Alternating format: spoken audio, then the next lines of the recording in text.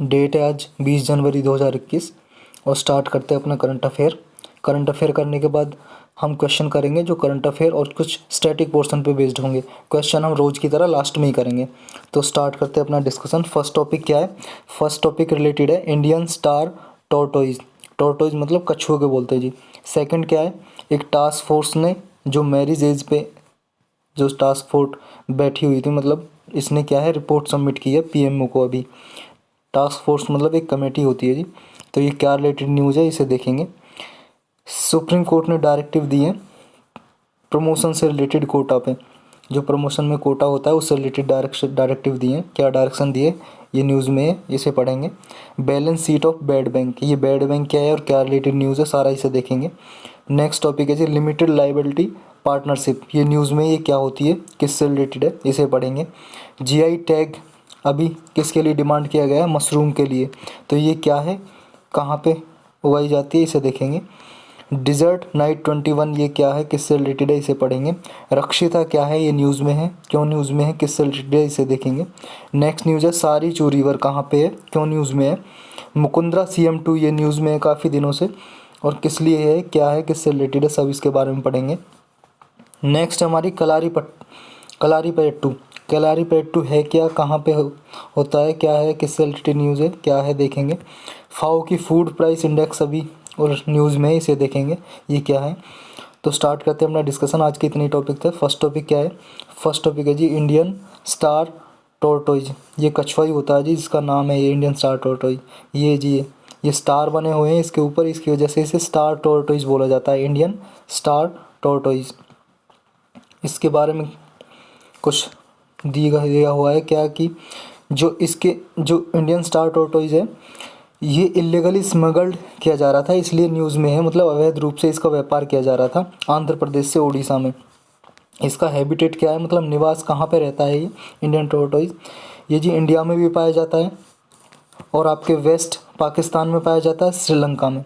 तो ये याद रखना है अगर स्टेटमेंट में आ जाए it is endemic to India, मतलब सिर्फ इंडिया में पाया जाता है, एंडेमिक का मतलब इंडिया में।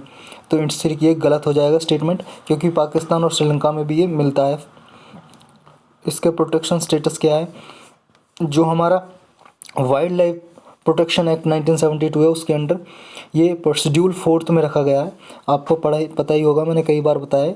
ये शेड्यूल क्या है, लिस्ट है बस इसकी, जिस जो क्या है किसी भी प्लांट स्पीसीज़ को लिस्ट में क्या है एन्यूमरेट कर देते हैं, लिस्ट में डाल देते हैं कि 1 2 3 शेड्यूल 1 2 3 5 6 शेड्यूल इसके होते हैं। जो फर्स्ट में होता है उसे हाईएस्ट प्रोटेक्शन दी जाती है फर्स्ट शेड्यूल में, और उसी के हिसाब से प्रोटेक्शन घटती जाती है। तो शेड्यूल 4 में है ये। लेकिन अभी क्या है, इसकी डिमांड की जा रही है कि इसे प्रोटेक्ट करने के लिए स्पीसीज़ को, इंडियन स्टार टॉर्टोइज को शेड्यूल 1 या 2 में डाला जाए इस एक्ट के, ताकि इसे हाईएस्ट प्रोटेक्शन मिल सके। अब ये जो आपका साइट्स है, साइट्स क्या है, convention on international trade and species. मैंने साइट्स IUCN और आपके CMS इन तीनों को अच्छे से एक लेक्चर बनाया हुआ है, सिर्फ 5 मिनट का, अच्छे से समझाया हुआ है। उसका लिंक आपको डिस्क्रिप्शन में मिल जाएगा। आप जैसे ही जो नीचे लिखा हुआ है डेली करंट अफेयर उस पर क्लिक करेंगे तो डिस्क्रिप्शन आ जाएगा, वहाँ लिंक दिया हुआ है, आप देख सकते हो। तो ये साइट्स की जो अपेंडिक्स 1 में है इसकी भी लिस्ट होती है जी, जिसको अपेंडिक्स बोलते हैं, अपेंडिक्स 1 2 3 ऐसे। तो साइट्स की अपेंडिक्स 1 में है ये। और IUCN का स्टेटस क्या है इसका, ये वनरेबल कैटेगरीज़ में है। इसकी कुछ कैटेगरीज होती हैं, लगभग 9 कैटेगरीज, उनमें कौन सी में है, वनरेबल कैटेगरीज में। अब इसको थ्रेट खतरा किससे है, इंडियन स्टार टॉर्टोइज को? इसके मेनली दो खतरे हैं जी। एक तो loss of habitat to agriculture, मतलब इसका जो निवास है वो एग्रीकल्चर की वजह से लॉस हो रहा है, वहाँ पे खेती कृषि की जाती है। दूसरा इसकी इलीगल ट्रेडिंग होती है, हार्वेस्टिंग होती है। और जो wild life crime control bureau उसके अनुसार, according to wild life crime control bureau, जो 90% जो ट्रेड होती है स्टार टॉर्टोइज की, वो क्या है इंटरनेशनल पेट मार्केट में की जाती है। जो इंटरनेशनल मार्केट होती है उसमें की जाती है। अगर इनका एक्सप्लॉयटेशन क्या है ऐसे ही चलता रहा, मतलब इनका शोषण ऐसे ही इलीगल ट्रेड चलती रही, तो ये क्या है 30% से भी ज़्यादा इनकी पॉपुलेशन घट जाएगी, डिक्लाइन हो जाएगी 2025 तक। ऐसा बोला है किसने, wild life crime control bureau ने। और ये wild life crime control bureau है क्या, wild life crime control bureau ये जी एक, ये मान लो आप ब्यूरो है ये, ये कब सेटअप हुआ था? ये सेटअप हुआ था जी किसके, मतलब 2006 में एक्ट में अमेंडमेंट किया था। कौन से एक्ट में? ये जी जो आपका वाइल्ड लाइफ प्रोटेक्शन एक्ट जो अभी पढ़ा था आपने 1972 का, इस एक्ट में 2006 में एक अमेंडमेंट किया गया था, सुधार किया गया था 2006 में। तो इसी एक्ट के थ्रू ये सेटअप किया था wild life crime control bureau. तो इस तरह से एक्ट के थ्रू सेटअप किया है, तो क्या स्टैट्यूटरी बॉडी होगी? स्टैट्यूटरी मतलब संवैधानिक संस्था। और ये इसका हेडक्वार्टर कहाँ पे है? हेडक्वार्टर है जी न्यू दिल्ली में। वाइल्ड लाइफ कंट्रोल ब्यूरो का न्यू दिल्ली में हेडक्वार्टर है। और कौन सी मिनिस्ट्री के अंडर काम करता है वाइल्ड लाइफ कंट्रोल ब्यूरो? ये करता है जी मिनिस्ट्री ऑफ इन्वायरमेंट। तो इतनी चीज़ें आपको याद करनी है इसके हिसाब से। अब इसके एफर्ट क्या ले जा रहे हैं, कंजर्वेशन एफर्ट क्या हो सकते हैं इंडियन स्टार टोटोइज के? देखो जी, इसको एक तो ये है, इसको क्या है, जो लिस्ट है आपकी वाइल्ड लाइफ प्रोटेक्शन एक्ट की, एक तो वो ये कि इसकी लिस्ट जो 4th में डाला गया है उसको 1st या 2 में डाला जाए। और साइट्स के द्वारा, जो साइट्स है कन्वेंशन है इलीगल ट्रेड और ट्रेड ऑफ स्पीसीज़ पे, उसमें क्या है प्रोटेक्शन दी जाए इसको। तो इस तरह से इसकी जो क्या है कंजर्व किया जा सकता है। जो साइट्स है जी आपकी, मैंने ऊपर भी बताया था, ये convention on international trade in endangered species of wild fauna and flora. तो इसको क्या है इसके थ्रू कंजर्व किया जाए। तो इससे रिलेटेड यही न्यूज़ थी। चलते हैं अपने नेक्स्ट टॉपिक पे। नेक्स्ट क्या है? नेक्स्ट है जी, अभी एक टास्क फोर्स ने मैरिज एज पे सबमिट की है रिपोर्ट पीएमओ को। पीएमओ जी प्राइम मिनिस्टर ऑफिस को बोलते हैं, प्रधानमंत्री का कार्यालय मतलब ऑफिस है प्रधानमंत्री का, उसको पीएमओ बोलते हैं। पीएमओ को और ministry of women and child development को रिपोर्ट सबमिट की है। टास्क फोर्स क्या है, कमेटी की तरह ही होती है, 3-4 मेंबर होते हैं, उसमें एक हेड बना दिया जाता है। और इस टास्क फोर्स का हेड कौन था? हेड थे जी जया जेटली जी, इसकी हेड थी। इसने रिपोर्ट दी है मैरिज एज पे। मैरिज मतलब शादी की एज कितनी होनी चाहिए लड़की की, गर्ल्स की। ये काफ़ी दिनों से न्यूज़ में चल रहा है, ये न्यूज़ में पहले भी था। इसकी वजह से क्या है, प्रीलिम 2020 में यूपीएससी ने क्वेश्चन भी पूछा था इससे रिलेटेड। क्यों? एक हिस्ट्री में केस था, एक रखमाबाई का केस। तो रखमाबाई का केस इससे रिलेटेड था, एज ऑफ कंसेंट से, मतलब मैरिज एज गर्ल की कितनी होनी चाहिए उससे रिलेटेड। तो ये क्वेश्चन भी पूछ लिया था, इसलिए हम इसको पढ़ रहे हैं। अपने जो निर्मला सीतारमण जी हैं जो फाइनेंस मिनिस्टर, उन्होंने अपनी बजट स्पीच में भी लास्ट ईयर ये प्रपोज किया था पैनल कि जो गर्ल की एज है वो क्या है मदरहुड के लिए, कि कितनी उम्र में जो माँ बननी चाहिए, गर्ल माता बननी चाहिए, मतलब प्रेगनेंसी कितनी उम्र में होनी चाहिए, उसके लिए प्रपोज किया था कि उसके लिए क्राइटेरिया होना चाहिए। क्यों? ताकि जो मैटरनल मोर्टेलिटी रेट है ना, मतलब माताओं की मृत्यु दर है, उसको घटाया जा सके, रिड्यूस किया जा सके। क्योंकि अर्ली एज में अगर प्रेगनेंसी हो जाती है तो चांसेस होते हैं कि माताओं की उससे एक ये भी मतलब क्या है इशू है कि उसकी वजह से माताओं की मृत्यु हो जाती है, मैटरनल मोर्टेलिटी रेट जिसे बोलते हैं। और ताकि उनकी जो न्यूट्रिशन लेवल है उसको इम्प्रूव किया जा सके, ये अपने बजट स्पीच में फाइनेंस मिनिस्टर ने लास्ट ईयर बोला था। इसके बेस पे क्या है, एक टास्क फोर्स अपॉइंट की गई जिसने अभी रिपोर्ट दी है, जो क्या है कोरिलेट करती है एज ऑफ मैरिज और मदरहुड, मतलब कि शादी की एज कितनी होनी चाहिए गर्ल की और कितनी उम्र में उसे माँ बनना चाहिए, प्रेग्नेंट होना चाहिए, ताकि उसकी हेल्थ और न्यूट्रिशनल स्टेटस है मदर्स का और इन्फेंट का, बच्चे का भी क्या है सिक्योर किया जा सके।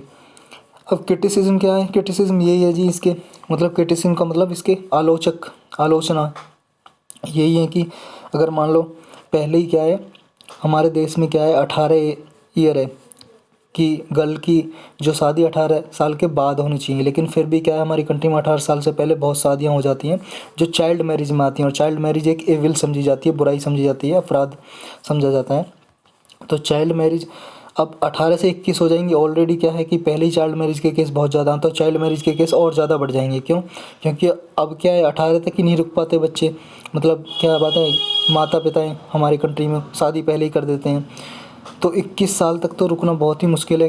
तो ये क्रिटिक्स यही बोलते हैं कि और मैरिज जो चाइल्ड मैरिज हैं उसके केस इंक्रीज़ हो जाएंगे।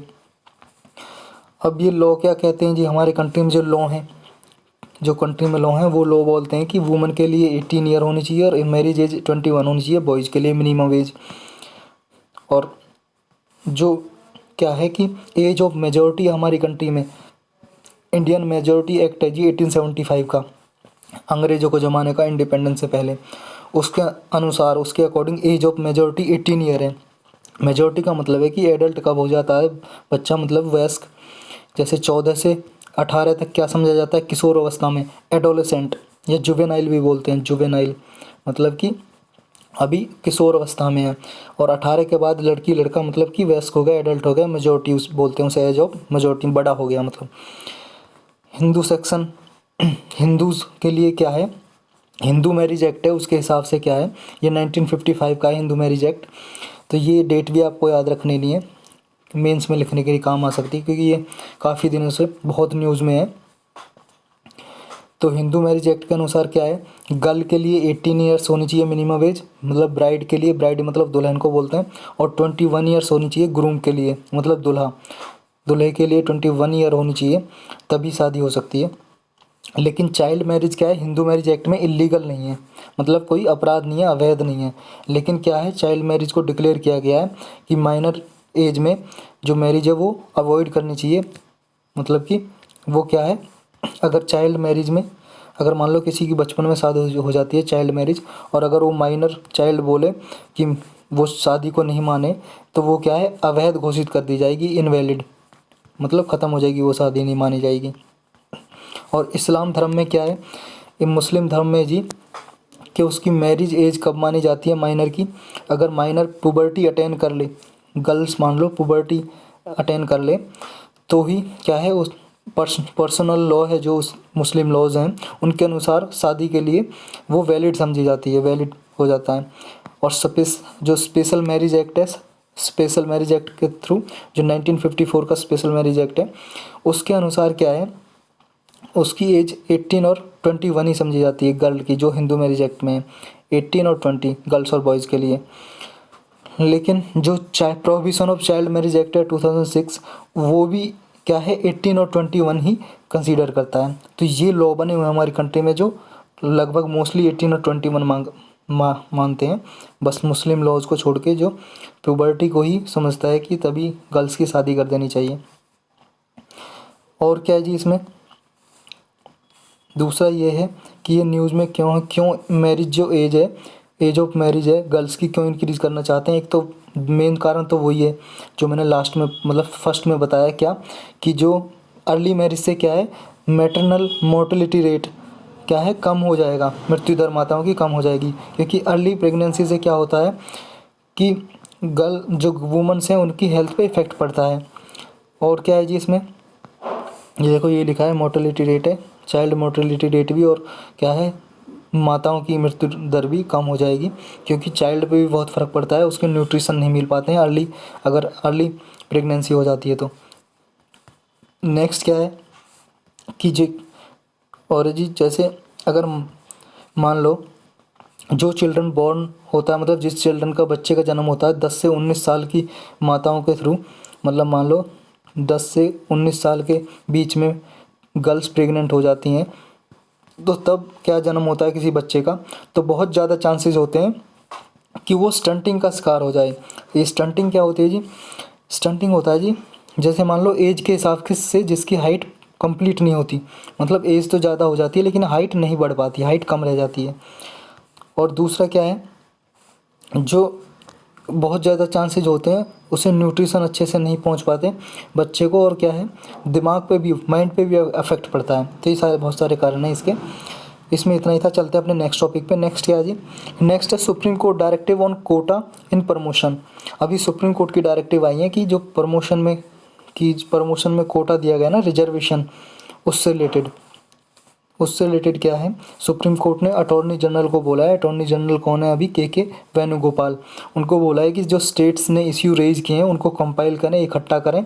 और जो एम नागराज केस जो सुप्रीम कोर्ट ने 2006 में दिया था, ये एम नागराज केस जो रिजर्वेशन इन प्रमोशन से रिलेटेड था, मतलब प्रमोशन में कोटा के से रिलेटेड था, कि प्रमोशन में भी रिजर्वेशन दी थी जो गवर्नमेंट ने, कि मान लो कि एससी और एसटी कैटेगरी के कैंडिडेट हैं, मान लो किसी पोस्ट पे उनका इनएडुकेटली रिप्रेजेंटेशन है, मतलब कि उनके बहुत ही कम कैंडिडेट है, मान लो किसी पर्टिकुलर पोस्ट पे, मान लो डीएसपी की पोस्ट पे उनकी रिप्रेजेंटेशन बहुत कम है कि एससी एसटी के केस है ही नहीं, मतलब कि इन कैंडिडेट है ही नहीं, बहुत कम है, तो उनको प्रमोट किया जाए, मान लो इंस्पेक्टर लेवल पे हैं तो उनको प्रमोट किया जाए, इसमें भी रिजर्वेशन दी जाए। तो इसके लिए कानून बनाया था, मतलब कॉन्स्टिट्यूशन में ही क्या है इंक्लूड कर दिया था अमेंडमेंट करके, वो सारी डिटेल हम अभी पढ़ेंगे।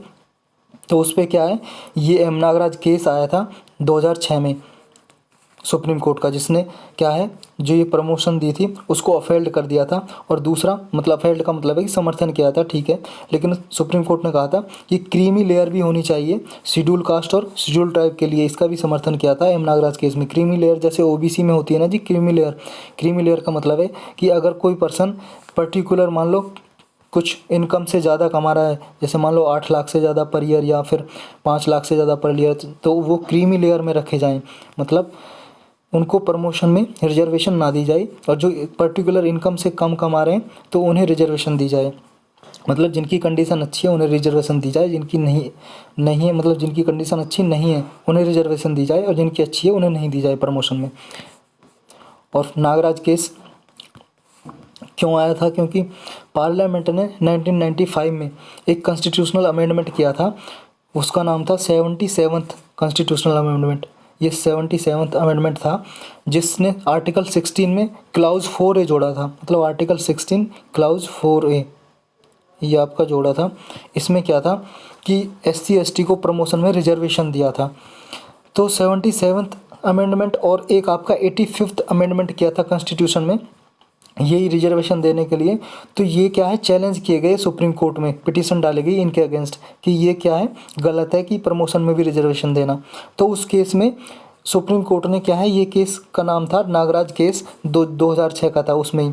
तो उसमें सुप्रीम कोर्ट ने क्या कहा था, सुप्रीम कोर्ट ने कहा था कि जो आर्टिकल 16(4)A जो क्या जोड़ा है जो गवर्नमेंट ने वो ठीक है, उसको वैलिड रखा, उसकी वैलिडिटी अपहोल्ड की समर्थन किया सुप्रीम कोर्ट ने। लेकिन सुप्रीम कोर्ट ने क्या है ये कहा कि स्टेट बाउंड नहीं है to make reservation for SC ST in promotion, कि क्या है कि गवर्नमेंट इस पे बाउंड नहीं है कि बाध्य नहीं है कि वो एसटी एसटी को प्रमोशन में रिजर्वेशन देगा ही, ये सिर्फ इनेबलिंग क्लाउज है। मतलब कि ये देखो ये एक इनेबलिंग प्रोविज़न है कि क्या है सिर्फ इनेबल करेगा कि क्या है गवर्नमेंट चाहे तो प्रमोशन में भी रिजर्वेशन दे सकती है, प्रमोट कर सकती है एससी एसटी के कैंडिडेट को, लेकिन उसके 3 क्राइटेरिया बताए, 3 फैसेट्स मतलब प्रिंसिपल सिद्धांत के, इसके बेस्ड पे ही प्रमोशन होगा कि अगर 3 कंडीशन क्या सेटिस्फाई करेंगी। कौन कौन सी, एक तो कहा कि आपका जो एससी एसटी कैटेगरी है उनमें बैकवर्डनेस ऑफ द क्लास होनी चाहिए, मतलब कि वो क्या है डिप्राइव होने चाहिए, बैकवर्ड होने चाहिए कि हाँ ठीक है कि इनकी रिप्रेजेंटेशन नहीं है, बैकवर्ड है, रिप्रेजेंटेशन नहीं है तो इनको प्रमोट किया जा सकता है। दूसरा क्राइटेरिया क्या था, दूसरा था जी inadequacy of representation of that class in public employment, मतलब कि जो मैंने फर्स्ट टाइम बताया था कि मान लो डीएसपी की पोस्ट है, इन पे इनका रिप्रेजेंटेशन नहीं है, इनकी एससी एसटी की जो कैंडिडेट है बहुत कम है इस लेवल पे, तो उन्हें प्रमोट किया जाए। थर्ड क्राइटेरिया क्या था, थर्ड था जी कि एफिशिएंसी ऑफ सर्विस क्या है वो अफेक्टेड नहीं होनी चाहिए, कि मान लो ऐसा नहीं हो कि आप ऐसे कैंडिडेट को एससी एसटी कैंडिडेट को ऐसे को इस लेवल पे प्रमोट कर दो, मान लो डीएसपी के लेवल पे डीएम के लेवल पे, कि जो एफिशिएंसी है जो सर्विस की वही अफेक्ट हो जाए, मतलब कि आपने ऐसा कैंडिडेट कर दिया कि उसमें क्या है एबिलिटी ही नहीं है, दक्षता ही नहीं है कि उस पोस्ट को संभाल सके, तो ऐसे कैंडिडेट को प्रमोट नहीं किया जाएगा। हाँ जिसमें एबिलिटी है उसी को ही प्रमोट किया जाएगा। तो ये सुप्रीम कोर्ट ने कहा जी 3 क्राइटेरिया। तो कोर्ट ने ये भी कहा कि जो ये क्या है जो फंडामेंटल जो अमेंडमेंट्स किए हैं कॉन्स्टिट्यूशन में फंडामेंटल राइट में 16 के अंदर, ये क्या है इक्वलिटी को प्रमोट करने के लिए किए गए हैं। और ये हमारे कॉन्स्टिट्यूशनल आर्टिकल 335 भी कहता है, क्या कहता है 335 आर्टिकल कहता है कि स्पेशल मेजर्स ले सकती है गवर्नमेंट, किस लिए, ताकि एससी एसटी को एक लेवल प्लेइंग फील्ड प्रोवाइड की जा सके, ताकि उनका इम्प्रूव किया जा सके। इसके लिए इम्प्रूव की ज़रूरत क्यों है जी एससी एसटी की कैटेगरी के लिए जी, क्योंकि आपने हिस्ट्री में भी पढ़ा होगा उसकी ज़रूरत क्या है कि हज़ारों सालों से क्या है एससी एसटी के कैटेगरीज एससी एसटी के जो कैटेगरीज कैंडिडेट्स हैं जो मतलब लोग हैं उनको क्या है दबा के रखा जा रहा था, प्रिजुडिस उनके साथ डिस्क्रिमिनेशन भेदभाव किया जा रहा है पूरे सेंचुरी से, कि जैसे फ्यूडल सिस्टम हुआ करता था उन्हें सबसे लो कैटेगरी में पूरे, जैसे हिस्ट्री में पढ़ा होगा हमने 4 मन थे कि ब्राह्मण, क्षत्रिय, वैश्य और शूद्र। तो शूद्र कैटेगरी में आते थे, यही शूद्र को SC कैटेगरी में रखा गया है। तो क्या है फिर ब्राह्मण को तो क्या है फुल टाइम पढ़ने की आज़ादी थी कि वो क्या है 5 साल से लेके ही पढ़ सकते हैं, 5 साल से लेके जब 5 ईयर के हो जाते हैं तो उनको पढ़ने की अनुमति थी। क्षत्रिय कैटेगरी को 3 साल बाद, मतलब ये 8 साल का हो जाएगा, तो ताकि क्या है क्षत्रिय कैटेगरी के जो रहें उनमें भी कम शिक्षा हो ब्राह्मण से, कि ब्राह्मण में सबसे ज़्यादा कि एजुकेशन ब्राह्मण सबसे ज़्यादा हासिल करे एजुकेशन। और जो वैश्य थे उनको 3 साल और वो 11 साल के बाद ही एजुकेशन ले सकते हैं, मतलब ये और भी इससे क्या है इनमें थोड़ा कम एजुकेशन रहे, शिक्षा इनमें कम रहे। और शूद्र को तो अलाउ ही नहीं किया गया जी, इन्हें शिक्षा दी नहीं जाएगी। ये तीनों जो ये कैटेगरीज हैं ब्राह्मण, क्षत्रिय, वैश्य, ये क्या है इनकी सेवा करेंगे बस, इन्हें पढ़ने की कोई मतलब आज़ादी नहीं है। तो ये आपने हिस्ट्री में पढ़ा भी होगा। तो इस जो इनजस्टिस हुआ है इनके साथ, डिस्क्रिमिनेशन हुआ है सेंचुरी से, उसको क्या है सही करने के लिए रिजर्वेशन प्रोवाइड की जाती है कॉन्स्टिट्यूशन में। तो आप ये मेंस में लिख सकते हो, मेंस के आंसर में मान लो रिलेटेड आ जाए। तो यही सब कुछ इसमें दिया है कि इक्वलिटी को प्रमोट किया जाए, हमारे समाज में समानता लाई जाए। चलते हैं नेक्स्ट टॉपिक पर। नेक्स्ट क्या जी हमारा, नेक्स्ट है जी हमारा balance sheet of bad bank. ये बैड बैंक क्या है, बैड बैंक जानेंगे जी। बैड बैंक क्यों सेटअप करने की डिमांड हुई है अभी बैड बैंक, किस लिए, ताकि एनपीए को हैंडल किया जा सके उसकी प्रॉब्लम को। एनपीए क्या है, non performing asset. Non performing assets होती हैं जी, मान लो ये बैंक है जी, बैंक ने लोन दिया ये ए पर्सन को, और ए पर्सन इसको ना चुका नहीं रहा है, इसको वापस नहीं दे रहा लोन। और इसे एक क्राइटेरिया होता है, मान लो 90 दिन हो गए या 180 दिन हो गए, तो मान लो किसी कंपनी ने लिया, ये कंपनी है, तो अलग अलग इंडिविजुअल के लिए अलग क्राइटेरिया है और कंपनी के लिए अलग क्राइटेरिया है। तो एक पर्टिकुलर डेज के बाद अगर लोन ये दिया है, वापस नहीं दे रहे हैं, उसका इंटरेस्ट नहीं दे रहे हैं, प्रिंसिपल नहीं दे रहे हैं, तो ये क्या है एनपीए डिक्लेयर कर दी जाती है, मतलब नॉन परफॉर्मिंग असेट्स। और इसे बैड लोन्स भी बोलते हैं, बैड लोन्स। और इनको रिकवर करने के लिए एक बैंक क्या है एजेंसी सेटअप की जाती है, एक तरह से एजेंसी, ऑर्गेनाइजेशन, संस्था, कि जो बैड लोन है उनको रिकवर किया जा सके, इनको जो पर्सन नहीं दे रहे हैं इनसे लिया जा सके। तो उसके लिए एक एजेंसी सेटअप की जाती है जिसे बोलते हैं बैड बैंक। समझ गए, इसकी डिमांड आई है दोबारा बैड बैंक कंसेप्ट को सेटअप करने के लिए। देखो यही लिखा है बैड बैंक को, ताकि टू बाय बैड लोन्स, जो नॉन परफॉर्मिंग असेट्स हैं उनको वापस उनसे रिकवर किया जा सके। और इसको क्या है, नॉन परफॉर्मिंग असेट्स को क्या है, जो बैंक होते हैं, मान लो जिस बैंक का है, ये बैंक का ने ए पर्सन को दिया था और इसने लौटाया नहीं, तो ये बैंक का एनपीए हो गया ना, इसकी बैलेंस शीट में रहकर लिखा रहेगा। बैलेंस शीट का मतलब क्या है जी, मतलब जैसे मान लो ये बही खाता है, इसका रजिस्टर है, इसमें लिखा होगा ना ए पर्सन को इतना दिया, तो ये इसकी बैलेंस शीट है। बी पर्सन को कितना दिया लोन, ये बैलेंस शीट है बैंक की। तो आजकल तो ऑनलाइन सिस्टम होते हैं, आजकल रजिस्टर में नहीं लिखते ना।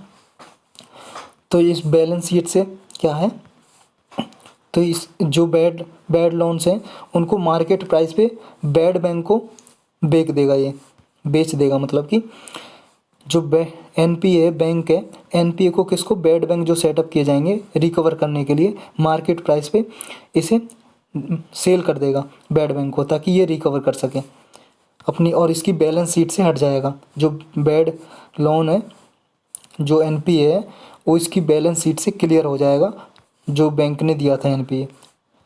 अब इसमें आगे क्या है, तो जो बैड लोन से इनसे कंसर्न क्यों जताई जा रही है, मतलब प्रॉब्लम क्या है बैड लोन से। अब प्रॉब्लम है जी, जब अगर मान लो बैड लोन्स ये क्या है वापस नहीं आए, तो जो इंडियन बैंक्स हैं तो बहुत ज़्यादा पाइल अप हो जाएगा, इकट्ठा हो जाएगा, तो इकोनॉमी क्या है, इकोनॉमी डाउन हो जाएगी। इसकी वजह से जो बैंक का प्रॉफिट है उस पर अफेक्ट होगा। ये अधिकतर जो बैड लोन्स होते हैं पब्लिक सेक्टर बैंक के होते हैं जी। क्या है कि जो गवर्नमेंट बैंक होते हैं उन मतलब पर्सनल लोन ले जाते हैं, चुकाते नहीं है। जैसे आपने विजय माल्या का केस पढ़ा होगा ना, कितने हज़ारों करोड़ रुपए उसने ले रखे हैं बैंक से और चुकाए नहीं है, उस पर केस चला हुआ है। दूसरा इसमें क्या है, बेनिफिट क्या क्या है, मान लो इस बैड बैंक को जो एस्टेब्लिश किया है, बैड बैंक को अभी सेटअप करने के लिए डिमांड रखी है, यही है जी। पहला तो कि बैड लोन से क्या है वो ट्रांसफ़र कर दिए जाएंगे बैंक की बैलेंस शीट से बैड बैंक को, और बैलेंस जो बैंक की बैलेंस शीट है उस पर तो हट जाएगा ना। तो बैंक की बैलेंस शीट से अगर मान लो ये बैड लोन्स हट गया तो इस पे क्या है, इसकी जो कंडीशन है वो इम्प्रूव हो जाएगी कि इसके बैड बैंक नहीं है, मतलब सही से काम कर रहा है ये। नेक्स्ट क्या है, इससे जो बैड लोन्स है वो क्या है, उनका सेटलमेंट किया जा सकेगा, जो बैड बैंक कर सकेगा। नेक्स्ट क्या है जी, इससे का प्रॉफिट, जो बोरोवर्स हैं जिन्होंने क्या है लोन लिया था उनसे क्या बार्गेनिंग की जा सकती है बेटर वे में, बैड बैंक देखेगा। दूसरा क्या है कि सारी टेंशन जो है बैड बैंक की हो जाएगी लोन्स को रिकवर करने की। जो बैंक का था बैड लोन्स एनपीए, अब बैंक की कोई प्रॉब्लम नहीं है, बैंक ने इसे सेल कर दिया कि अब बैड बैंक को दे दिया, सारी प्रॉब्लम बैड बैंक की होगी। तो अब बैंक क्या है अपना आगे अपना बिजनेस कर सकेगा कि अपना जो वेब क्या है, जो इसका लेने का लेन देन का काम है आसानी से कर सकेगा, उस पर फोकस कर सकेगा, क्योंकि उसका फोकस एनपीए पे नहीं रहेगा। एनपीए की सारी जिम्मेदारी अब बैड बैंक की होगी। तो बैंक क्या है अपना प्रॉफिट में ध्यान लगा सकेगा। लेकिन इसके कुछ डीमेरिट भी हैं, कि इसकी डीमेरिट का मतलब है जी इसकी कुछ लॉस हानि, क्या प्रॉब्लम है इससे बैड बैंक का, ऐसे बैड बैंक सेटअप करने में। फर्स्ट तो ये है जी, जब बैड बैंक क्या है सेटअप किए जाएंगे, मान लो 100 रुपये दिए थे ए पर्सन को बैंक ने, तो क्या है एक्सपेक्टेशन कम ही है कि बहुत कि 100 रुपये तो नहीं आएंगे वापस, उससे कम ही रिकवर कर पाएगा बैड बैंक। और बैड बैंक जब सेटअप किया है तो बैड बैंक भी क्या है इससे जब रिकवर करेगा तो कुछ सेटलमेंट होगा ना दोनों के बीच में, तो ऐसे एक्सपेक्टेशन की जाता है, ऐसे उम्मीद हो जाएगा, ऐसी उम्मीद की जाती है कि जो पैसा रिकवर होगा वो जितना दिया है उससे कम ही रिकवर होगा। तो एक तो ये लॉस होगा इसको बैंक को। दूसरा क्या है वे फॉरवर्ड, क्या है जी इसके लिए वे फॉरवर्ड, ये है जी जो केवी कमत कमेटी है ना, ये याद रखना आपने, इसने क्या है ये सेटअप करने के लिए डिमांड रखी है बैड बैंक्स, ताकि क्या है कि आपको पता है कोविड की वजह से भी और प्री कोविड इरा में भी, मतलब कोविड से पहले जब कोरोना आया था उससे पहले भी क्या है जो एनबीएफसी सेक्टर हैं, पावर सेक्टर है, स्टील सेक्टर है, एनबीएफसी होता है जी नॉन बैंकिंग फाइनेंशियल कंपनीज को बोलते हैं, जो बैंक नहीं होते, जो बैंक नहीं होते सारा काम क्या करते हैं, ये क्या शेयर मार्केट वगैरह में पैसे लगाते हैं। और रियल एस्टेट और कंस्ट्रक्शन, ये सारे सेक्टर है ना जो पावर स्टील वगैरह के, रियल एस्टेट के, ये क्या पहले से ही लॉस में चल रहे हैं, हानि में चल रहे हैं, तो इनको क्या है रिकवर किया जा सकता है इनके, अगर बैंक के लोन को रिकवर किया जाएगा तो क्या है इन सेक्टर के लिए क्या है लोन्स प्रोवाइड किया जा सकेगा ना, अगर बैंक के पास लोन्स वापस आएगा तो इस तरह से इनको भी रिकवर किया जा सकता है। तो ये केवी कमत कमेटी आपको याद रखनी है। तो इसमें इतना ही था, चलते हैं अपने नेक्स्ट टॉपिक पे। नेक्स्ट है जी लिमिटेड लायबिलिटी पार्टनरशिप, ये अभी न्यूज़ में थी।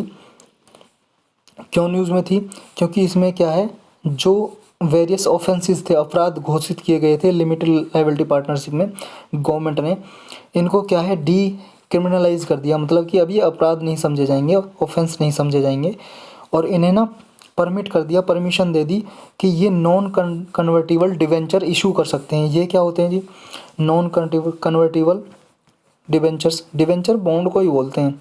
बॉन्ड तो आप जानते ही हो, मान लो एक कागज़ है, इस पे मान लो 1000 रुपये लिखा है, यही बॉन्ड है, दे दिया, इस पे साल भर महीने जितना भी है इंटरेस्ट मिलता रहेगा, ब्याज मिलता रहेगा, जिसने भी खरीदा, मान लो ए पर्सन ने खरीदा है किसी कंपनी से या गवर्नमेंट से। तो डिवेंचर क्या होता है नॉन कन्वर्टिबल, नॉन कन्वर्टी का मतलब है जी कन्वर्टिबल, नॉन कन्वर्टिबल का मतलब है किसे कन्वर्ट नहीं किया जा सकता, किस में शेयर में, कि जैसे शेयर में या किसी और कैटेगरी के डिवेंचर में कन्वर्ट नहीं किया जा सकता, उसे बोलते हैं नॉन कन्वर्टिबल डिवेंचर्स। तो इशू करने की क्या परमिशन दे दी है गवर्नमेंट ने। दूसरा अब ये एलएलपी है क्या, लिमिटेड लायबिलिटी पार्टनरशिप है क्या, ये कुछ नहीं है जी, ये पार्टनरशिप ही होती हैं, कुछ लोग मिलके ना कंपनी मान लो सेटअप करते हैं, और उसी में क्या है उनकी सबकी अलग अलग लायबिलिटी होती है। जैसे मान लो 4 बंदों ने सेटअप किया ए बी सी डी, तो एक कंपनी सेटअप की, तो इनकी अलग अलग लायबिलिटी होगी, उत्तरदायिता होगी, तो ये लिमिटेड लायबिलिटी, मतलब लिमिटेड लायबिलिटी होगी चारों की अलग अलग।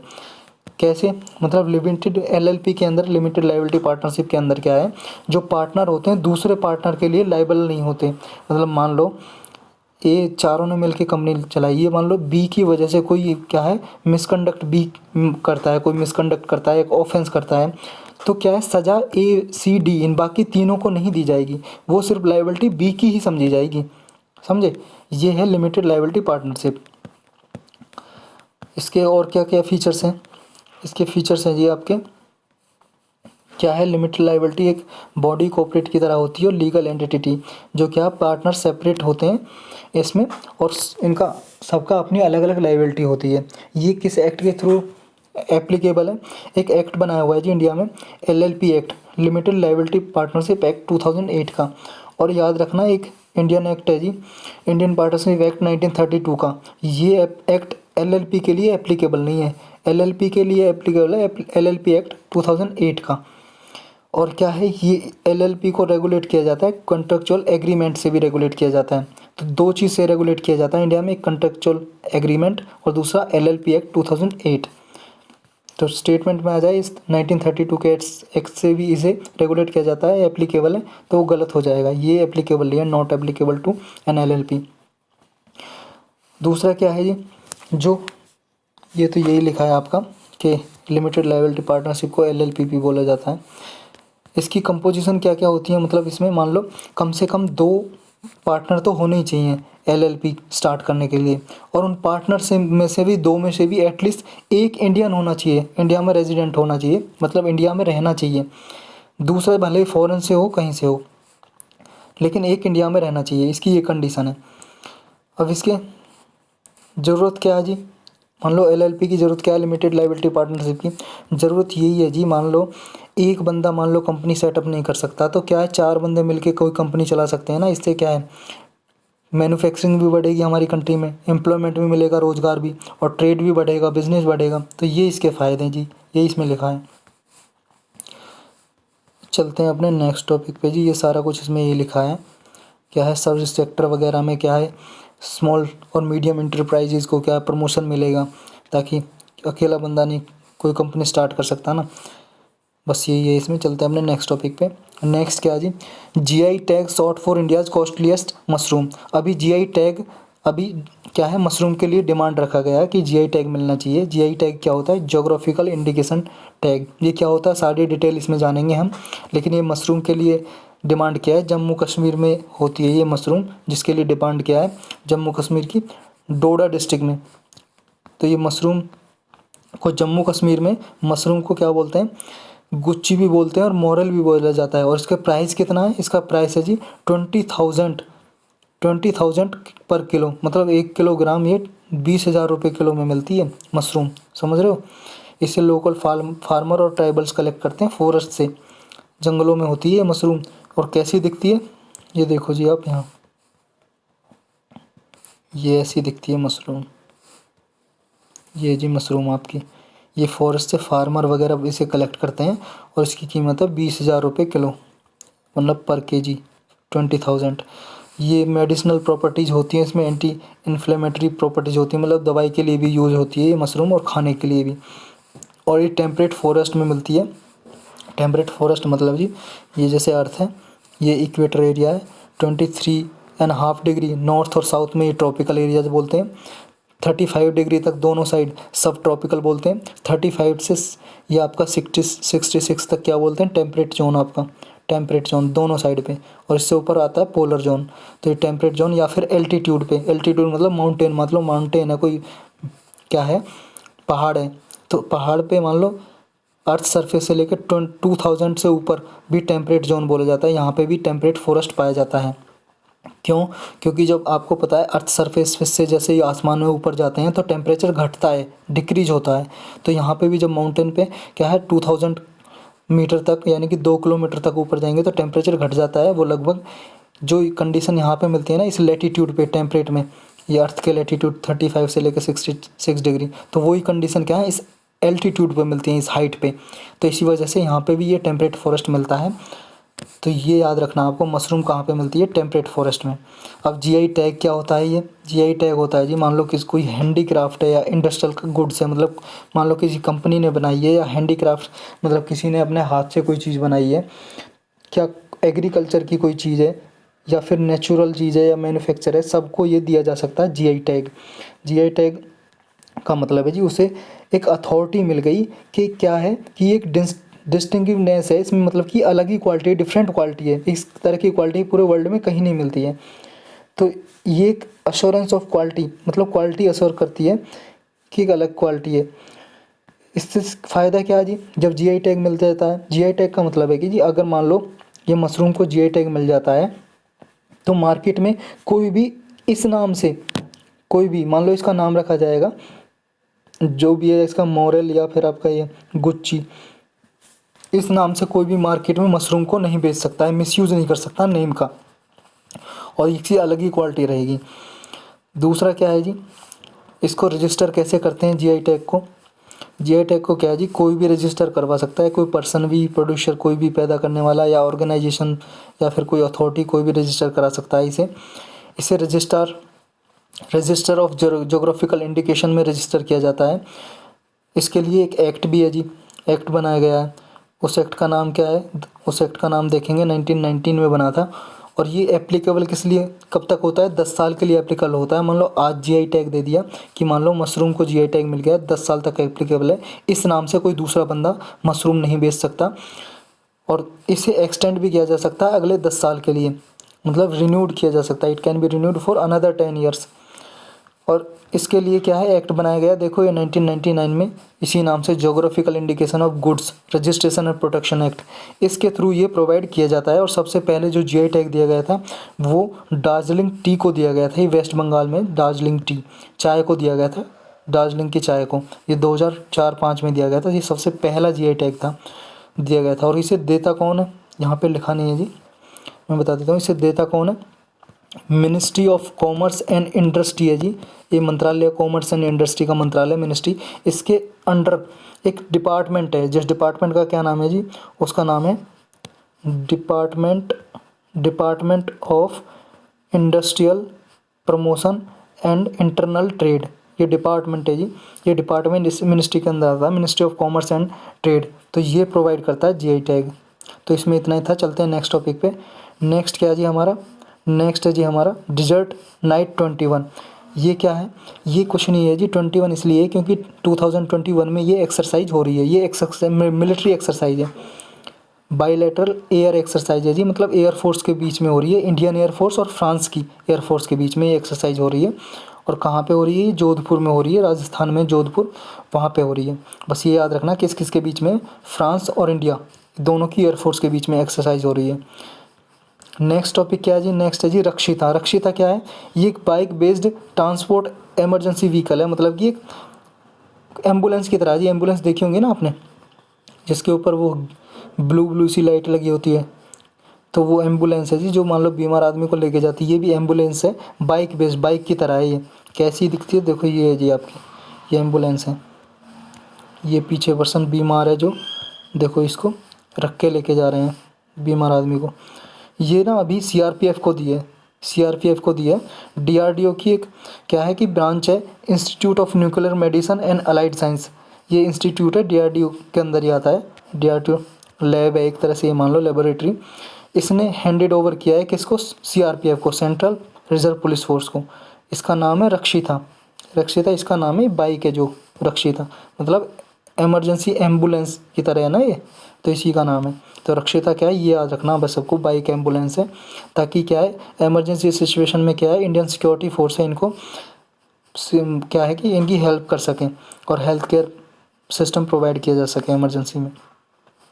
नेक्स्ट पे चलते हैं जी, इतना ही था इससे रिलेटेड। नेक्स्ट है जी हमारी सारीचू रिवर। ये न्यूज़ में जी, ये कहाँ पे है? ये अरुणाचल प्रदेश की सुबनसारी डिस्ट्रिक्ट में है जी। इससे अभी सैटेलाइट इमेज लिए। चाइना ने क्या है, एक यहाँ पे विलेज सेटअप कर लिया, एक गांव बना दिया है इंडियन टेरिटरी में, इसलिए न्यूज़ में है जी। अभी मैं आपको मैप बना के बताता हूँ। ये मान लो जी अपना इंडिया है, थोड़ा नीचे करना पड़ेगा।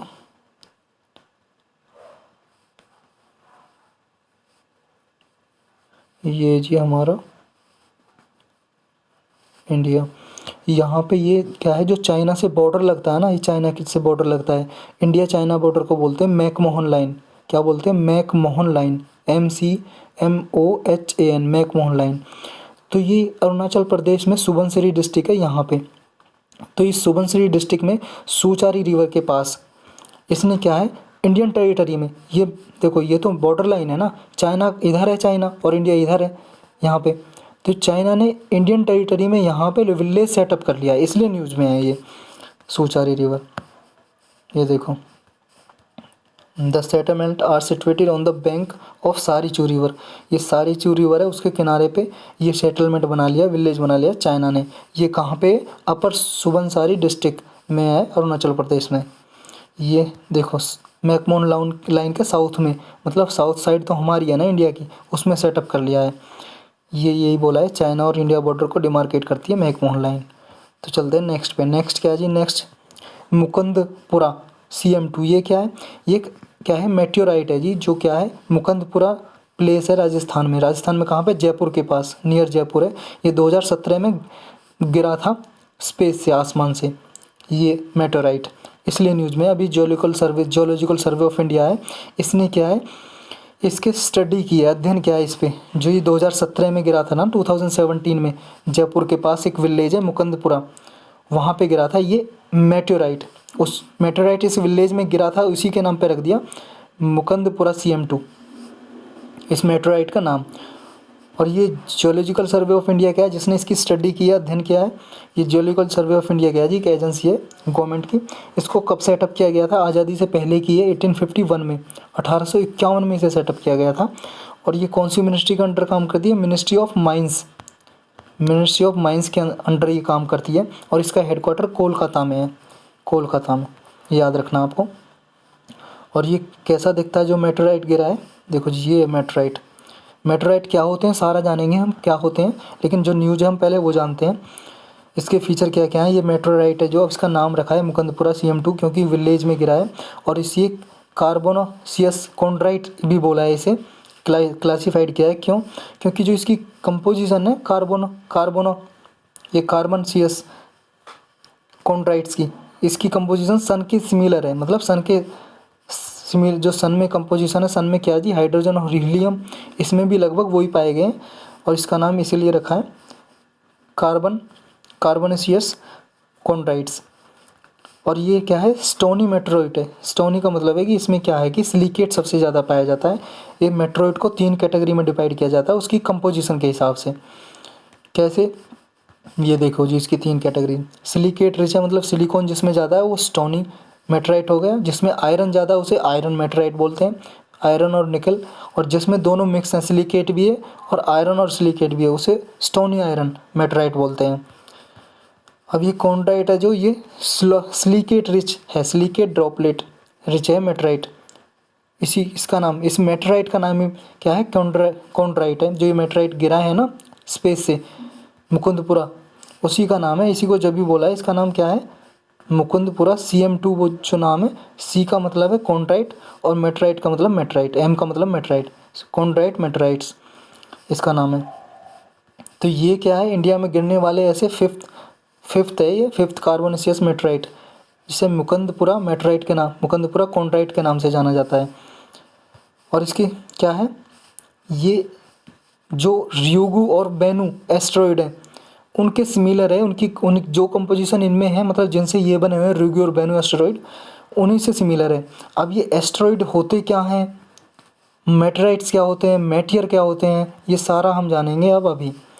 देखो जी, ये है हमारे सोलर सिस्टम। अपने ये है हमारा सन। पेन चेंज कर लेते हैं, दिखाई नहीं देगा, पर ये दिखाई देगा शायद। हाँ, देखो जी, ये है मरकरी, बुध ग्रह। ये है आपका वीनस, शुक्र। ये अपनी अर्थ, पृथ्वी। ये है मार्स, मंगल। ये है जुपिटर, सबसे बड़ा ग्रह है, ये सबसे लार्जेस्ट प्लैनेट। और ये है जी आपका सैटर्न, शनि। और ये है आपका यूरेनस, और ये है नेपच्यून, यूरेनस और नेपच्यून। तो ये क्या है, इसे आप ऐसे याद कर सकते हो, एम वेम जेसन, इस एक्रोनिम से याद कर सकते हो। और ये जो एस्टेरॉयड बेल्ट है, ये आपकी एस्टेरॉयड बेल्ट दिख रही है, जो ये दिख रहे हैं छोटे छोटे पार्टिकल, ये क्या है? माइनर प्लैनेट भी बोलते हैं इन्हें। माइनर प्लैनेट क्यों? ये इतने बड़े नहीं हो पाए ताकि इन्हें प्लैनेट की कैटेगरी में साइंटिस्ट डाल सकें, तो इन्हें एस्टेरॉयड बोला है, एस्टेरॉयड। और ये याद रखनी, ये बेल्ट कहाँ पर मिलती है? मार्स और जुपिटर के बीच में, 2 ग्रह। ये भी पूछ लेते हैं कौन कौन से प्लैनेट के बीच में फाउंड होती है, तो याद रखना मार्स और जुपिटर के बीच में, between the Mars and Jupiter planet के बीच में मिलती है। और ये नज़दीक से देखें तो कुछ ऐसे दिखाई देते हैं, ये देखो, ये एस्ट्रॉयड है। अब एस्ट्रॉयड आपको पता चल गया क्या है, ये रॉकी प्लैनेट्स हैं, रॉकी प्लैनेट्स हैं, माइनर प्लैनेट्स हैं, एक जो क्या है ऑर्बिट करते हैं सन के अराउंड ही ये घूमते हैं, ऑर्बिट करते हैं और मार्स और जुपिटर के बीच में होते हैं। तो ये तो हो गए एस्ट्रॉयड। अब इसी एस्ट्रॉयड में से अगर मान लो कोई पार्ट टूट जाता है किसी एस्ट्रॉयड में से, वो क्या अर्थ की तरफ मूव करता है, अर्थ की तरफ मूव करता है और क्या है एटमॉस्फेयर में जब आता है, अर्थ का एटमॉस्फेयर है, जैसे अर्थ है, अर्थ का एटमॉस्फेयर मान लो 640 किलोमीटर तक क्या है एटमॉस्फेयर माना जाता है अर्थ का। जब एटमॉस्फेयर में इंटर करता है तो ये क्या है जल जाता है, बर्न हो जाता है। जब ये यहाँ पे बर्न हो जाता है कम्प्लीटली, क्या है इसे बोलते हैं मेटियर्स। क्या बोलते हैं, मेटियर्स बोलते हैं इसी को, ये METEOR, मेटियर या मेटियर्स। तो ये मेटियर बोलते हैं जब अगर अर्थ सरफेस में जल जाए, कम्प्लीटली बर्न हो जाए। ये एक तरह से एस्ट्रॉयड का पार्ट हुआ, एस्ट्रॉयड से टूटा है मेटियर। लेकिन मेटियर क्यों बोला, क्योंकि ये उससे अलग हो गया और अर्थ सरफेस की तरफ आ रहा है और अर्थ एटमॉस्फेयर में ये कम्प्लीटली बर्न हो गया। लेकिन अगर कम्प्लीटली बर्न ना हो, अर्थ सरफेस पे आ जाए ये, और अर्थ सरफेस पे आ जाए, कम्प्लीटली बर्न ना हो एटमॉस्फेयर में और अर्थ सरफेस पे गिर जाए, तो इसको बोलते हैं क्या, मेटेराइट। जो आपका अभी ये मुकुंदपुरा का मेटेराइट गिरा है यहाँ पे, इसलिए इसको मेटेराइट बोला, क्योंकि ये अर्थ पे गिर गया है, पूरा नीचे आ गया, अर्थ पे आ गया है मेटेराइट। अब समझ गए, ये उस फ़र्क होता है एस्टेरॉयड, मेटियोर एंड मेटेराइट में। अब चलते हैं अपने नेक्स्ट टॉपिक पे, इतना ही था इससे रिलेटेड। नेक्स्ट है जी हमारा कलारीपयट्टू। कलारीपयट्टू क्या है, इसे कलारी भी बोला जाता है। ये केरल में की एक मार्शल आर्ट है। ये केरल की क्या है, एक मार्शल आर्ट है जिसका दूसरा नाम कलारी भी है। देखो इंडियन मार्शल और फाइटिंग स्टाइल आर्ट है ये केरल की। इसे देखो जी ऐसे खेला जाता है, इसमें गर्ल्स, ये याद रखना है, इसमें गर्ल्स भी पार्टिसिपेट कर सकती हैं और मैन भी, दोनों मैन वुमन कोई भी पार्टिसिपेट कर सकते हैं। इसकी और क्या विशेषताएं, क्या फीचर्स हैं, ये 3rd सेंचुरी BC से ये क्या है ओरिजिन माना जाता है, तब से ये गेम्स हो रहा है, ये मार्शल आर्ट है। और इसमें क्या है स्ट्राइक्स वगैरह, किक्स वगैरह, ग्रैपलिंग मतलब कुश्ती, किक मारना, और क्या है वीपनरी जैसे तलवार वगैरह से खेलना, ये सब सारे इवेंट्स होते हैं। और हीलिंग मेथड भी होता है, मतलब जो इनके प्रैक्टिशनर होते हैं, जो इन्हें खेलते हैं, मतलब प्रैक्टिस करते हैं कलारीपयट्टू को, उनको नॉलेज होती है योगा वगैरह की भी, आयुर्वेद की सारी नॉलेज होती है इन्हें, ताकि वो अपनी बॉडी को अपने आप हील कर सकें, सही कर सकें, ये सारी उनको नॉलेज होती है। इंडिया के कौन कौन से पार्ट में ये जो केरल में सारी जो कास्ट हैं, ऑल कास्ट इसे परफॉर्म करती हैं। ऐसा नहीं कि पर्टिकुलर कास्ट के लिए है, ये केरल में सारी कास्ट इसे परफॉर्म कर सकती हैं और वुमन भी परफॉर्म कर सकती हैं। ये याद रखना है कि स्टेटमेंट में आ जाए कि man only perform this practice this Kalaripayattu, तो गलत हो जाएगा, वुमन भी करती है। मैंने आपको इसलिए वुमन का ही फ़ोटो दिखाया है। तो चलते हैं नेक्स्ट टॉपिक पे, इतना ही था इसमें। अभी फाओ ने फूड प्राइस इंडेक्स क्या है पब्लिश की है। फाओ क्या है, ये एक फूड एंड एग्रीकल्चर ऑर्गेनाइजेशन है। इसके बारे में डिटेल से जानेंगे हम। पहले इस इंडेक्स के बारे में जानते हैं। ये इंडेक्स क्या है, 7 मंथ का डेटा कलेक्ट किया है इसने, कंजिक्यूटिव डेटा पिछले 7 महीने का, कि जो इंटरनेशनल प्राइस क्या चेंज हो रहे हैं, मतलब जो इंटरनेशनल जो फूड के प्राइस हैं उनमें क्या चेंज जा रहा है, उसके बेस्ड पे ये इंडेक्स फाओ ने जारी की है। इसके और क्या फीचर हैं, इसमें क्या जी एक बास्केट ऑफ फूड कमोडिटीज़ की बास्केट ली जाती है। उस बास्केट में क्या है 5 कमोडिटीज़ ली जाती हैं, मतलब 5 ऐसी वस्तुएं ली जाती हैं जिनके बेस पे प्राइस क्या है तय किया जाता है कि जो इंटरनेशनल प्राइस है कितना चेंज हुआ है। इंटरनेशनल प्राइस जो चेंज हुआ है फूड में, उसी के बेस्ड पे फूड प्राइस इंडेक्स होती है। और वो 5 कौन कौन से ग्रुप हैं कमोडिटीज़ के, एक तो सीरियल हो गया, सीरियल में आपके जैसे वीट, राइस, मेज़, मक्का, बारले, जौ, ये वगैरह आते हैं। और वेजिटेबल ले ली दूसरी कैटेगरी। और दूसरा डेयरी प्रोडक्ट, डेयरी आपके जैसे दूध, दही, घी, मक्खन, पनीर, ये आ गया। मीट और शुगर, चीनी। तो इन 5 कैटेगरी के बेस्ड पे इनके प्राइस में क्या चेंज हुआ है इंटरनेशनली, इस पे ये फूड प्राइस इंडेक्स निकालता है फाओ। अब फाओ है क्या, फाओ जी एक स्पेशलाइज एजेंसी है यूनाइटेड नेशन की, specialise agency, food and agriculture organisation इसकी फुल फॉर्म है। मैंने कई बार आपको बताया UN के 6 ऑर्गन है और बहुत सारी स्पेशलाइज एजेंसी हैं। इन 6 ऑर्गन में एक ऑर्गन है United nation economic and social council, जिसे शॉर्टकट में बोलते हैं इकोसॉक। ये भी एक ऑर्गन है 6 ऑर्गन्स में, और इसके अंडर ये फाओ इसके अंडर काम करती है, इसको रिपोर्ट देती है फा इकोसॉक को। फाओ एक स्पेशलाइज एजेंसी है और इकोसॉक है वो ऑर्गन है, अंग बोला जाता है यूएन का। तो ये कब बना था? ये 1945 में बनाया था फाओ को। और इसका हेडक्वार्टर रोम में है। रोम कहाँ पे? इटली में। रोम में इसका हेडक्वार्टर है फाओ का। और इसका मोटो क्या है फाओ का? कि लेट देयर बी ब्रेड, कि सबके लिए खाना उपलब्ध हो, सबके लिए रोटी उपलब्ध हो। अब यही है जी, देखो इसकी पेरेंट ऑर्गेनाइजेशन क्या है, ये United nation economic and social council, जिससे शॉर्टकट में इकोसॉक बोलते हैं, मैं बता चुका हूँ। तो आज के करंट अफेयर में सिर्फ इतना ही था। आज का टॉपिक हुई ख़त्म। अब करेंगे हम करंट अफेयर और कुछ स्टैटिक पोर्शन पर बेस्ड क्वेश्चन। तो आप तैयार हो? यस, तो ठीक है, चलते हैं अपने क्वेश्चन करने पे। ये देखो जी, फर्स्ट क्वेश्चन क्या है। फर्स्ट बताना जी, Mukundpura CM2 meteorite was found in which of the following city. ये कौन सी सिटी में फाउंड हुआ है जो मुकंदपुरा मेटेराइट मिला है? ये मिला है जी, कहाँ पे बताना है आपको? जयपुर में, नागपुर में, जोधपुर या रायपुर, कौन सी सिटी में मिला है? ये हाँ जी, बिल्कुल सही, ए आंसर हो जाएगा। जयपुर में मिला है ना, मुकंदपुरा कहाँ? जयपुर में। अभी तो कराया ये आपको। कुछ कलारीपयट्टू से रिलेटेड क्या है स्टेटमेंट दी गई हैं, ये बताना है कौन सी इनकरेक्ट स्टेटमेंट है। विच of the following is incorrect about Kalaripayattu. First बोल रही है आपकी, इट ओरिजिनेटेड इन केरला। ये केरला में ओरिजिनेट हुआ था। It is one of the oldest form of martial art. ये मार्शल आर्ट की एक बहुत पुरानी क्या है, फॉर्म है मार्शल आर्ट। सी बोल रही है, only man are allowed to practice the art. केवल आदमी ही इसे क्या है, परफॉर्म कर सकते हैं, प्रैक्टिस कर सकते हैं इस मार्शल आर्ट को। डी बोल रही है, practitioner possesses intricate knowledge of healing technique that incorporate the knowledge of Ayurveda and yoga.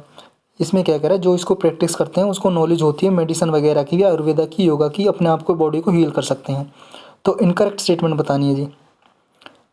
जी आपका करेक्ट सही जवाब है सी है, क्योंकि इसे ओनली मैन नहीं वुमन भी परफॉर्म कर सकती हैं, प्रैक्टिस कर सकती हैं। मैंने आज ही पढ़ा है, तो सी आंसर हो जाएगा इसका। इनकरेक्ट बताना ना हमें। चलते हैं नेक्स्ट पे। Where is Harike wetland situated. आपको बताना है कि हरीके जो वेटलैंड है, वेटलैंड मतलब आर्द्र भूमि होती है, ये कहाँ पे सिचुएटेड है, मतलब कहाँ पे लोकेटेड है, कहाँ पे स्थित है? हिमाचल प्रदेश में, पंजाब में, जम्मू कश्मीर, उत्तराखंड। बिल्कुल सही जवाब, पंजाब में है जी ये हरीके वेटलैंड। ये एक रामसार साइट है, रामसार साइट है वेटलैंड, ये याद रखना आपको। नेक्स्ट क्या जी, अनुभव मंतप। ये मैंने अपने करंट अफेयर में बहुत अच्छे से इस टॉपिक को कराया था, इससे पहले भी मैं क्वेश्चन करा चुका हूँ, ये न्यूज़ में रहा था। अनुभव मंतप है क्या? एक इसे फर्स्ट पार्लियामेंट भी कहा जाता है, वर्ल्ड का फर्स्ट पार्लियामेंट। तो is associated with which of the following philosopher of India. ये बताना आपको कौन से फिलोसफर से एसोसिएटेड है अनुभव मंतप। भारत हरि घोषा या यजनावल्ली वालक्य या फिर बेसवेश्वर। बताओ जी, कौन से फिलोसफर से ये एसोसिएटेड है? जी हाँ, बिल्कुल करेक्ट जवाब, डी आंसर है। ये मैंने बहुत अच्छे से कराया था आपको, बेसवेश्वर। नेक्स्ट क्या जी, नेक्स्ट है आपका क्वेश्चन, नेक्स्ट छोटा कर लेते हैं थोड़ा। अब बताओ जी, consider the following statement regarding Indian ocean Commission. Indian ocean Commission से आपको ये स्टेटमेंट दी हुई है, वो आपको कंसीडर करनी है। फर्स्ट स्टेटमेंट बोलती है क्या, Indian ocean commission is an intergovernmental organisation that links African and Indian ocean nation. ये कह रही है कि जो इंडियन ओशियन कमीशन है, IOC, ये क्या है, इंटर गवर्नमेंटल ऑर्गेनाइजेशन है, जिसमें अफ्रीकन ओशियन नेशन को कनेक्ट करती है, लिंक करती है। सेकंड बोल रही है जी, recently India joined as a member of Indian ocean nation. India ने अभी क्या है, इस कमीशन का मेंबर बन गया है क्या? थर्ड बोल रही है, Indian ocean commission has funded a number of regional and national conservation and alternative livelihood project through the regional programme of sustainable management of the coastal zone of the countries of the Indian ocean. ये कह रही है कि इसने बहुत सारे project हैं जो सस्टेनेबल डेवलपमेंट को प्रमोट करते हैं, उनको क्या प्रमोट करती है क्या, उनको पैसा वगैरह देती है क्या, ये इंडियन ओशन कमीशन। अब बताना जी करेक्ट स्टेटमेंट आपको कौन सा है, 1 2 1 3 2 3 या फिर ऑल ऑफ द अबव। बताओ जी। देखो जी, फर्स्ट बिल्कुल सही है, ये इंडियन ओशियन कमीशन क्या है, अफ्रीकन और इंडियन ओशियन जो नेशन है उनको कनेक्ट करती है। और थर्ड भी बिल्कुल सही है, ये लाइवलीहुड के लिए, सस्टेनेबल डेवलपमेंट को प्रमोट करने के लिए कोस्टल जोन में इंडियन ओशन में ये फंड करती है, पैसा देती है। लेकिन सेकंड है जो वो बिल्कुल इनकरेक्ट है, गलत है। क्यों? क्योंकि इंडिया इसका पार्ट नहीं है, मेंबर नहीं है। हाँ, ऑब्जर्वर मेंबर है लेकिन मेंबर नहीं है इसका। ऑब्जर्वर मेंबर वो होते हैं जी, मान लो इसकी मीटिंग हो रही है इंडियन ओशन कमीशन की, और सिर्फ जो वोटिंग का अधिकार होता है सिर्फ मेंबर को होता है। ऑब्जर्वर का मतलब है सिर्फ ऑब्जर्व करते हैं इसमें हो क्या रहा है, बैठे रहते हैं बस, ये ऑब्जर्वर मेंबर। तो इंडिया ऑब्जर्वर मेंबर है, सिर्फ फुल मेंबर नहीं है, याद रखना, मेंबर नहीं है। तो 2 करेक्ट है जी। 2 जिसमें उसे काट दो, और जिसमें नहीं है वो आंसर हो जाएगा, बी आंसर हो जाएगा जी हमारा 1 और 3। ये इंडियन ओशन कमीशन के बारे में अब डिटेल से थोड़ा जान लेते हैं। ये देखो जी, इंडियन ओशन कमीशन की क्या है, इंटर गवर्नमेंटल ऑर्गेनाइजेशन ये। इसमें कॉमरोस, मेडागास्कर, मॉरिशस, ये रीयूनियन और सिसिली, ये कंट्रीज आते हैं जी इसके, 5 कंट्रीज। ये कमीशन कब क्रिएट किया गया था? 1982 में क्रिएट किया गया था, और इसका हेडक्वार्टर कहाँ पे है? मॉरिशस में है, 1982 में। और ये देखो जी, इसके नेशन ये हैं जी, ये हमारा, ये है जी हमारा इंडियन ओशन, ये इंडिया है, हिंदुस्तान है अपना, ये अपना सऊदी अरबिया है, ये अफ्रीकन कॉन्टिनेंट है, और ये जी अपना इंडियन ओशन और अफ्रीका का ही पार्ट है, ये मेडागास्कर आइलैंड है। ये एक तो ये पार्ट है इसका, सिसिली ये रहा आपका, यूनियन कॉमोरोस ये रहा जी, और ली रियूनियन ये रहा, और मॉरिशस ये। तो ये सारे कंट्रीज हैं, 5 इसके पार्ट। चलते हैं अपने नेक्स्ट टॉपिक पे। नेक्स्ट है जी हमारा, consider the following statement regarding of budget financing. Of budget का मतलब होता है जी जो बजट में मेंशन नहीं होता ना, जैसे हर साल बजट पास होता है इंडिया का, गवर्नमेंट ऑफ इंडिया का, तो उसमें जो नहीं मेंशन होता, तो इससे रिलेटेड कुछ स्टेटमेंट दी हुई हैं, ये बताना है। फर्स्ट कह रही है जी, off budget financing is not taken into account when calculating fiscal indicators like fiscal deficit. जब मान लो ये ऑफ बजट जो फाइनेंसिंग है वो क्या है, उसको कंसीडर नहीं किया जाता जब क्या है, फिस्कल डेफिसिट को मेजर करते हैं। सेकंड बोल रही है, parliamentary control on such spending is also reduced. जो पार्लियामेंट्री कंट्रोल होता है, पार्लियामेंट कंट्रोल करती है ना गवर्नमेंट को, तो उसका जो है इस पे कंट्रोल नहीं होता पार्लियामेंट्री कंट्रोल, किस पे? ऑफ बजट फाइनेंसिंग पे। थर्ड क्या है जी, national small savings fund is the biggest source of the government for off budget financing. जो नेशनल स्मॉल सेविंग जो फंड होते हैं, एनएसएस फंड, इससे सबसे ज़्यादा पैसा ऑफ बजट फंडिंग में यहीं से आता है, एनएसएसएफ से, स्मॉल सेविंग फंड से। तो आपको करेक्ट स्टेटमेंट बतानी है जी, कौन कौन सी है, बताओ जी। 1 2 1 3 2 3 या ऑल? देखो जी, ऑल करेक्ट है, डी, तीनों ऑप्शन इसकी बिल्कुल करेक्ट है। ऑफ बजट क्या है, फिस्कल डेफिसिट को काउंट करने में ऑफ बजट फाइनेंसिंग को काउंट नहीं किया जाता। दूसरा, पार्लियामेंट्री कंट्रोल भी नहीं होता इन पे, और सबसे ज़्यादा क्या है, funding national small saving fund से ही आती है इनकी। तो ऑल ऑफ द करेक्ट हो जाएगा, डी आंसर। चलते हैं नेक्स्ट पे। नेक्स्ट क्या जी, Tadoba Andhari tiger reserve recently seen in news is located in. ये जो टाइगर रिजर्व है तड़ोबा अंधेरी, ये कहाँ पे, ये बताना आपको। आंध्र प्रदेश, मणिपुर, महाराष्ट्र, मध्य प्रदेश। ये जी सी आंसर है इसका, मध्य प्रदेश में है। ये तड़ोबा नेशनल पार्क है जी, अंधेरी वाइल्ड लाइफ सेंचुरी, इसके अंदर, ये टाइगर रिजर्व के अंदर। तो ये महाराष्ट्र में, याद रखना आपको। नेक्स्ट क्या जी, नेक्स्ट है जी यूएन से रिलेटेड है, 2 स्टेटमेंट दी गई हैं, आपको बताना है। Every 2 year united nation general assembly elect all the 10 non permanent members of the UN security council at once. ये कह रहा है जी, हर 2 साल में जो नॉन परमानेंट मेंबर होते हैं यूनाइटेड नेशन के सिक्योरिटी काउंसिल के, उनको हर 2 साल में इलेक्ट किया जाता है, पूरे 10 मेंबर को। सेकंड स्टेटमेंट बोल रही है, the 10 non permanent member seats are distributed among different regions of the world and the African and Asian countries together get half of the seats. ये कह रहा है जितने भी 10 नॉन परमानेंट मेंबर है ना, उनमें से आधी सीट है जो हाफ सीट है, 5 सीट तो अफ्रीकन और एशियन नेशन को दी गई हैं। मतलब उन 5 सीटों पे तो या तो अफ्रीका से या एशिया से मेंबर चुने जाएंगे, नॉन परमानेंट मेंबर। आपको करेक्ट स्टेटमेंट बतानी है जी, बताओ। देखो जी, पहला बिल्कुल गलत है, इसमें बी करेक्ट आंसर है, दूसरा ही सही है। क्योंकि हर 2 साल में पूरे 10 मेंबर नहीं बल्कि 5 मेंबर को इलेक्ट किया जाता है, इसमें ऑल 10 लिखा है, तो ये बिल्कुल गलत हो जाएगा। सेकंड बिल्कुल सही है, 10 मेंबर में से आधे मेंबर जो 5 मेंबर है वो अफ्रीका और एशिया कंट्री से ही चूज किए जाते हैं। चलते हैं अपने नेक्स्ट पे। नेक्स्ट क्या है जी, नेक्स्ट है जी हमारा, कंसीडर द फॉलोइंग स्टेटमेंट। कुछ स्टेटमेंट दिए हैं, बता आपको इनकरेक्ट बताना है जी। करेक्ट, इनकरेक्ट मतलब गलत स्टेटमेंट बतानी है। Nepal share its international border with India, China, Bangladesh. ये कह रहा है नेपाल अपना बॉर्डर इंडिया, चाइना और बांग्लादेश से शेयर करता है। Nepal share border with 5 Indian states, Nepal का जो बॉर्डर है 5 स्टेट से लगता है क्या, जो इंडिया में स्टेट है। Uttar Pradesh the longest land boundary with Nepal. India में जितने स्टेट से बाउंड्री लगती है उसमें सबसे ज़्यादा उत्तर प्रदेश से लगती है क्या। आपको इनकरेक्ट बताना है जी। देखो जी, पहला बिल्कुल गलत है, बांग्लादेश से तो बॉर्डर लगता ही नहीं नेपाल का, और 5 स्टेट से लगता है, ये करेक्ट है। तो और ये भी इनकरेक्ट है, उत्तर प्रदेश से नहीं बल्कि बिहार से सबसे ज़्यादा बॉर्डर लगता है। तो 1 और 3 आंसर हो जाएगा इसका, इनकरेक्ट बतानी है हमें, गलत। तो डी आंसर हो जाएगा। ये जी अपना इंडिया, और ये नेपाल है। नेपाल का देखो उत्तराखंड से, उत्तर प्रदेश से, बिहार से, सिक्किम से और ये वेस्ट बंगाल से 5 स्टेट से बॉर्डर लगता है।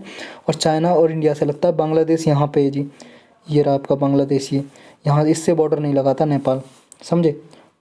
और क्या जी आपका सबसे ज़्यादा बिहार से लगती है इसकी बाउंड्री, सबसे लॉन्गेस्ट बाउंड्री उत्तर प्रदेश से नहीं है। तो इसमें इतना ही था। तो आज के टॉपिक और अपना हमारा करंट अफेयर ख़त्म हुआ जी, क्वेश्चन भी ख़त्म हुए, इतने ही थे। मिलेंगे कल के करंट अफेयर के साथ। अगर अच्छा लगा है तो please share it. Thanks for watching.